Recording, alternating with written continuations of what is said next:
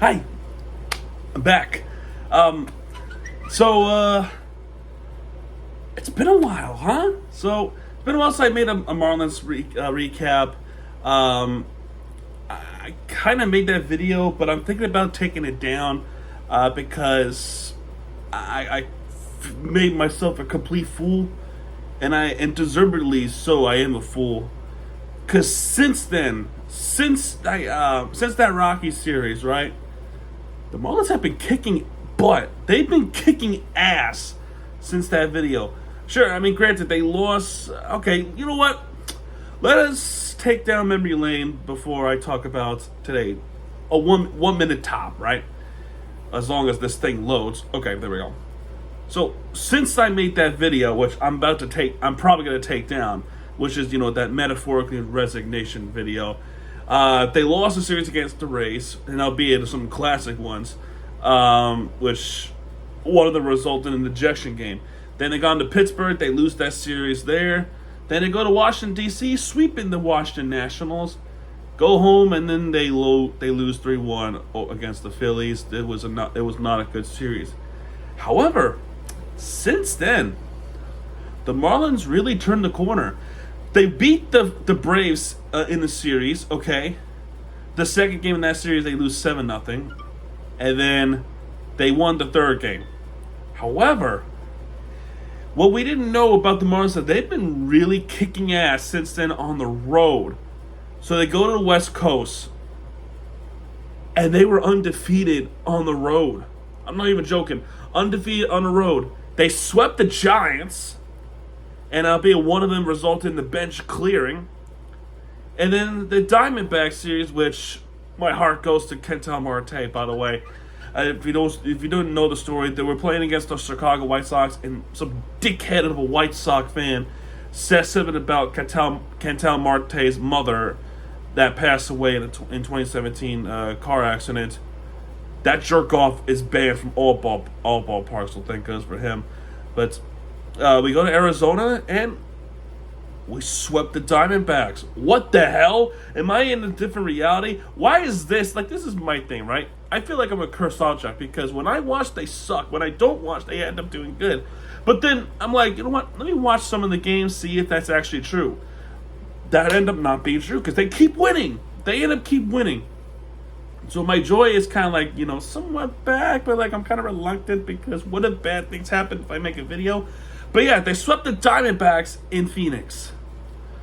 Or I forgot which town it was. But then they go back home.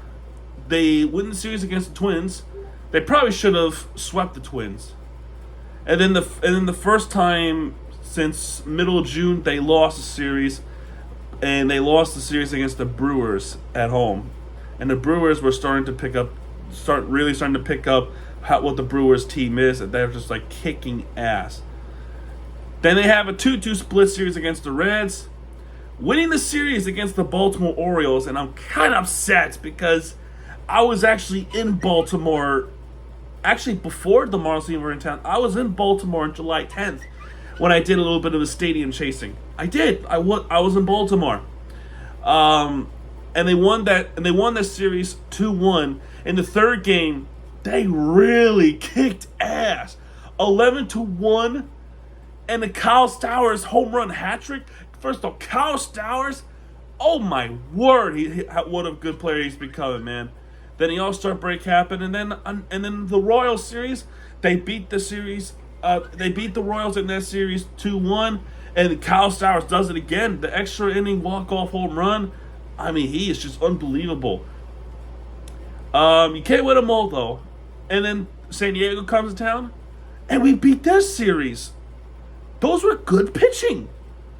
I'm not even joking. The third game of this series, I believe the pitcher was, Alcantara. Sandy Alcantara, that's the topic we're going to talk about in this video. Sandy Alcantara, in that game, what could have been, might be his final home game in his pitching, pitched through 7 innings. Seven scoreless innings. Yes, they did. Padres score a run in the 4th inning, but there was an error. there was an error in that inning, so that's why Alcantara did not get any ERA jacked up. So it was a 7-inning masterclass for Alcantara. They go to Milwaukee. I watched the series, by the way. I watched all the games, and they won the series. They were doing phenomenal. And they should have swept the Brewers. They should have swept the Brewers as Perkins really hit the blow. And then this series, the Cardinals, last night they lost 7-1, not good. But in this game, we finally get up to this point as we talk about the 5-0 victory over the St. Louis Cardinals. What could be his final game as a Marlin?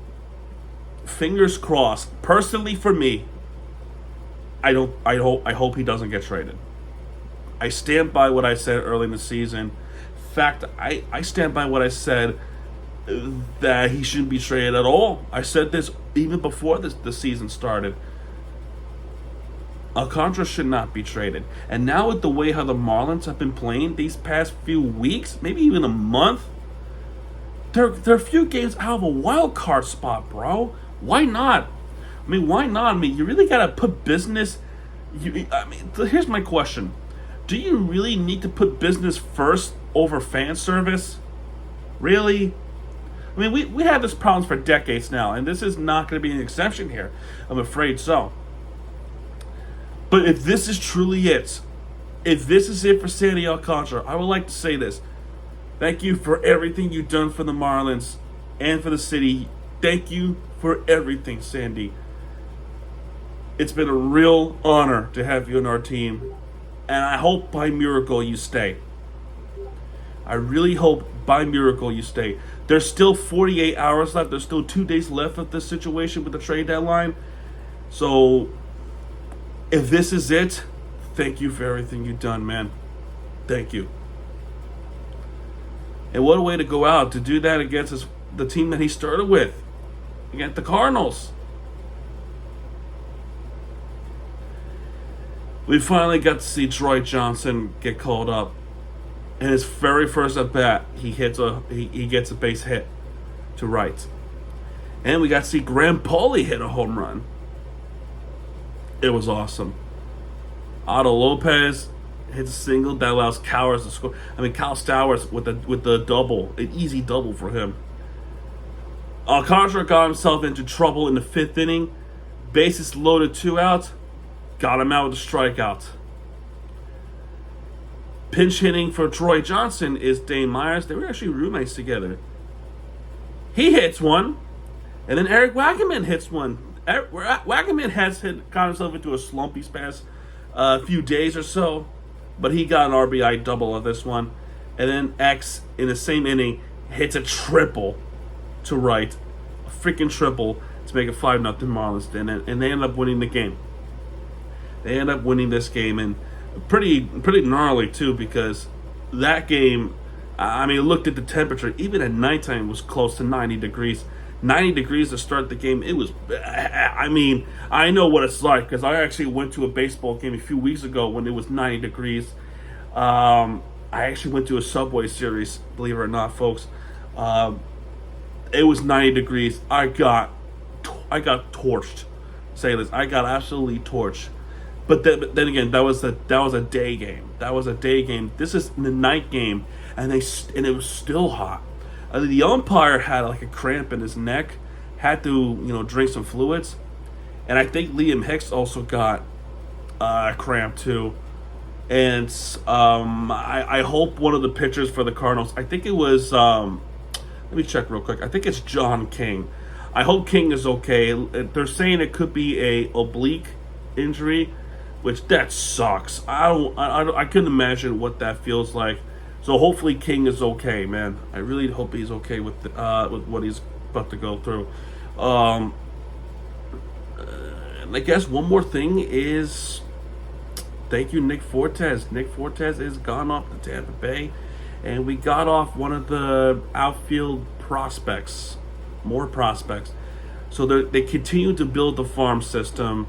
and in doing so, they finally called up Troy Johnston. I guess 3 catches was enough, right? So they had to. I don't know what the direction is. I still don't know what the direction is. You build up the farm system, great. You want to be the top 5 in the farm system rankings, fantastic. But what about the major league level? As the weeks goes on, I hear stories that they finally gonna want to build around somebody. They want to build around Yuri Perez.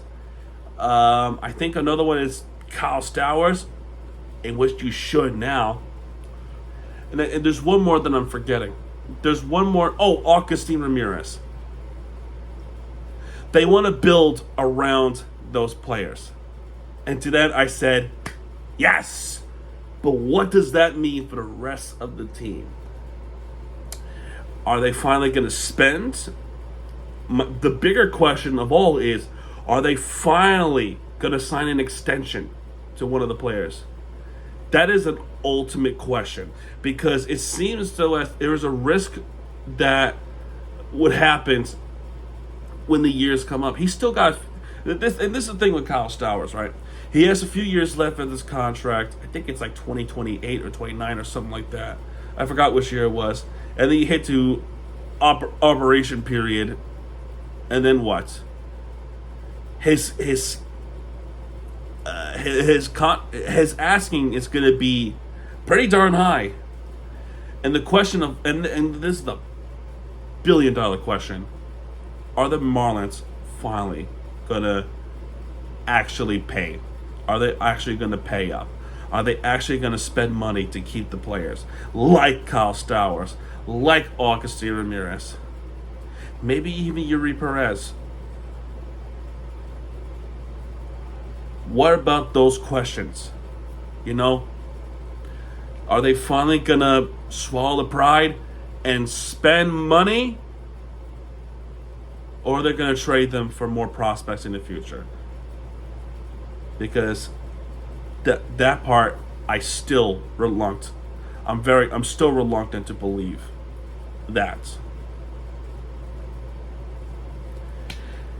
Anyway, that's all I got to say. Here's hoping that Alcantara stays. I don't think he will, but if he does, that'll be freaking fantastic. Look, you can still do this. You can still have a fantastic freaking team if you just keep him. It's possible. This year's proven it. And the other years has proven it. Why not take the chance and keep him? You know? I don't know, I'm just saying.